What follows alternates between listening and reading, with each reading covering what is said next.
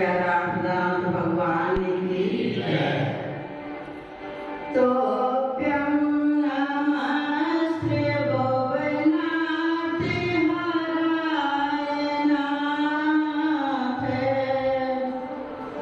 तो प्यम नमस्ते तला मलभूषणाय तो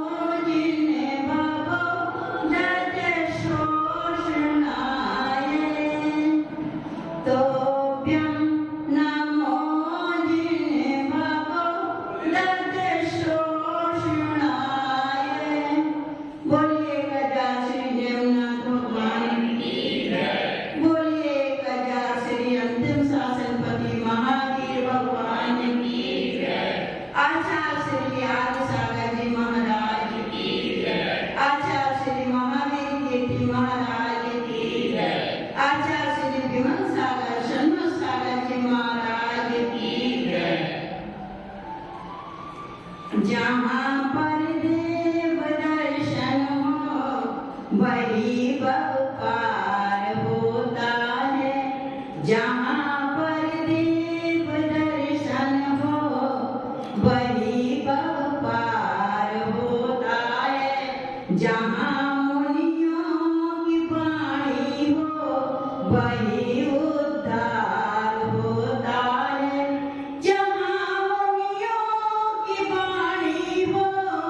वही उद्धार होता है। जहाँ नवकार मंत्र हो ऊंचा नहा कोई वहाँ सब पाप कट जाते। वहाँ नवकार होता है। वहाँ सब पाप कट जाते। जहाँ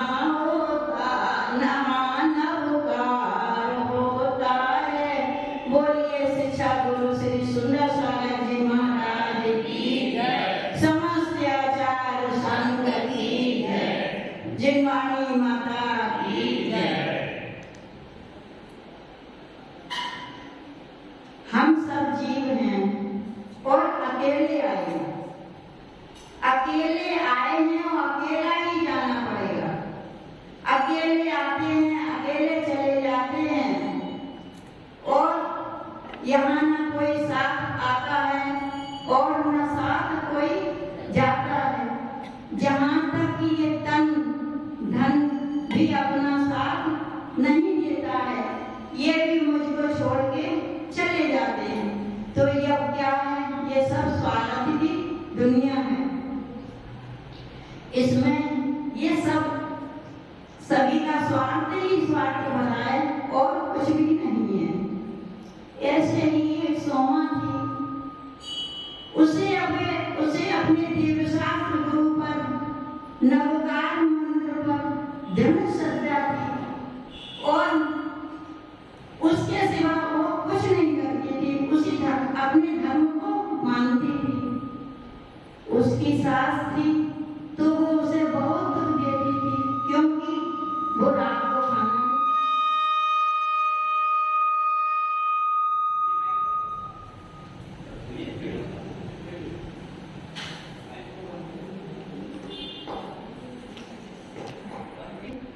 और देवशास्त्र गुरु पर की पूजन भक्ति करती थी।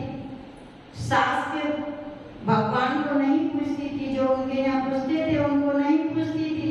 उसे अपने नवकार मंत्र पर दृढ़ श्रद्धा थी। तो उसने कहा, ये कैसे घर चलेगा? ये तो मेरा घर बर्बाद कर देगी और मेरा कहना नहीं मानती है। तो उसने अपने लड़के से कहा, बेटा क्या करना चाहिए? ये तो ना मेरा कहना मानती है, न मेरे भगवान को पूछती है।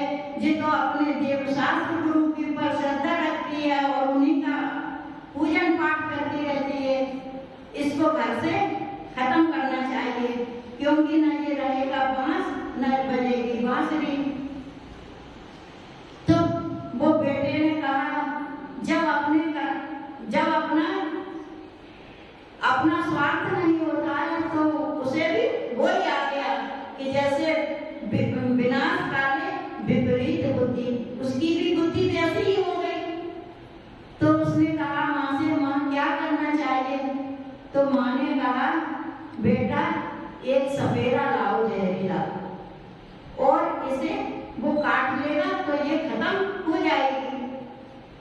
तो बेटा ने वैसा ही किया। बेटा बाजार गया और बाजार जाके एक सपेरा खरीद लाया और घड़े में बंद करके घड़े में सांप को बंद करके लाया और अपनी पत्नी से कहता है, हे प्रिय, मैं तुम्हारे लिए कितना अच्छा हार लाया हूँ।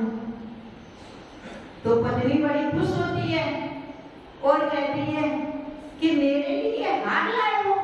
कि हाँ, मैं तुम्हारे लिए हार लाया हूँ, इसमें बंद है। तो वो कहती है ठीक है। तो उसे तो अपने भगवान पर श्रद्धा थी, नवोकार मंत्र पर श्रद्धा थी, तो उसने भगवान का स्मरण किया और उस घड़े को खोला और हाथ डाल दिया। उसने जैसे ही हाथ डाला तो वो नाग का हार बन गया। और वो कहती है, हे पतिदेव, मेरे लिए कितना बढ़िया हार लाया, इतना बढ़िया हार मेरे लिए लाए हो, ये मेरे गले में अच्छा नहीं लगेगा, ये तो आपके गले में अच्छा लगेगा। तो वो सोमा कहती है, इसे आप पहन लो। तो सोमा ने उस हार को अपने पतिदेव के गले में जैसे ही डाला कि वह नाग का हार का नाग बन गया, हार का नाग बन गया और पति देव को डस लिया।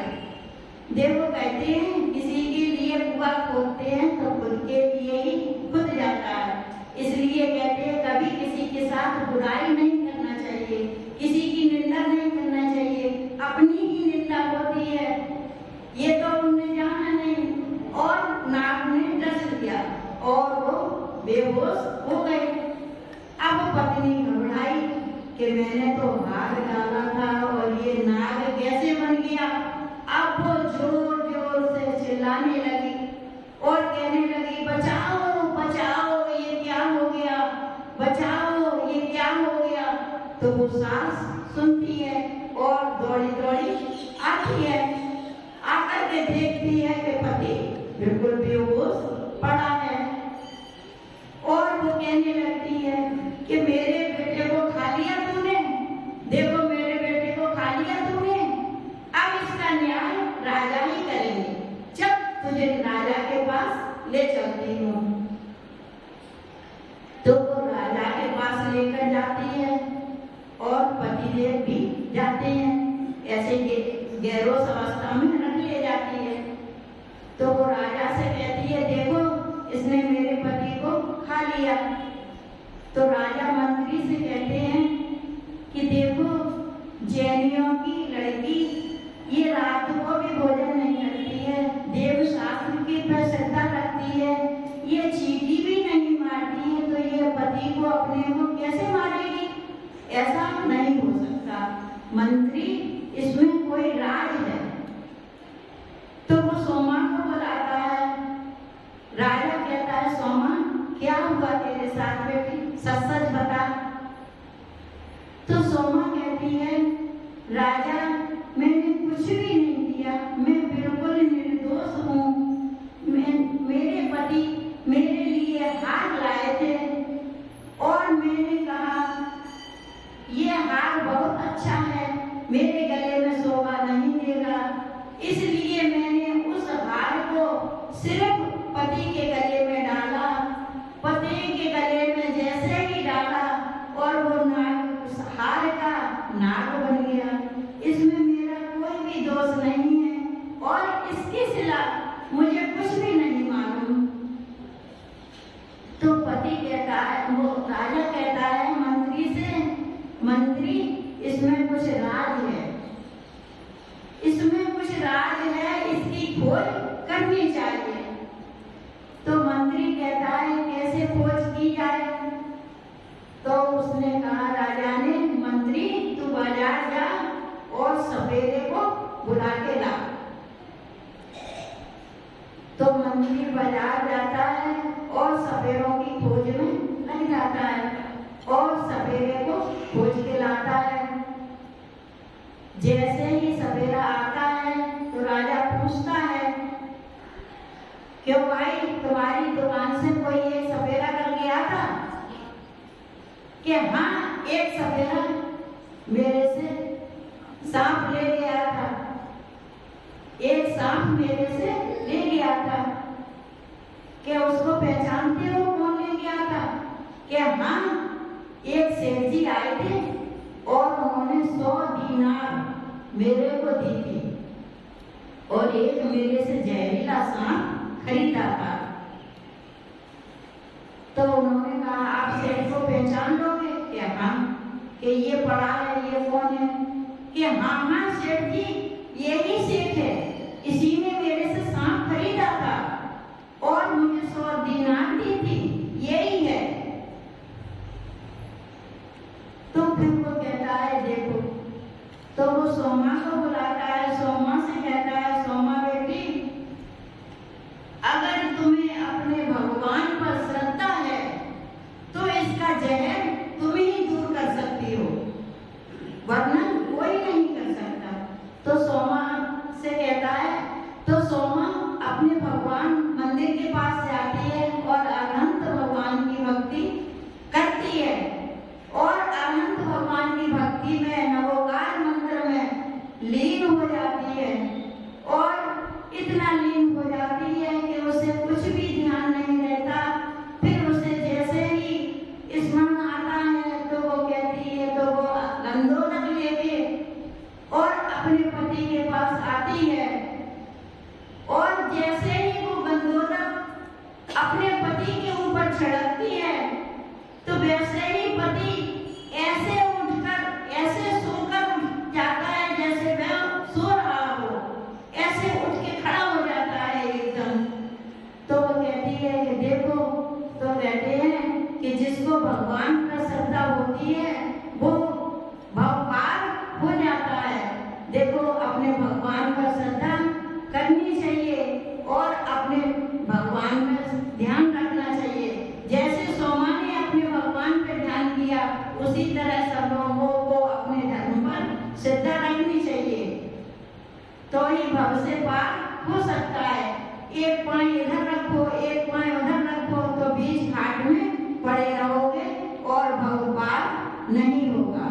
जय बोले श्री आचार्य सुंदर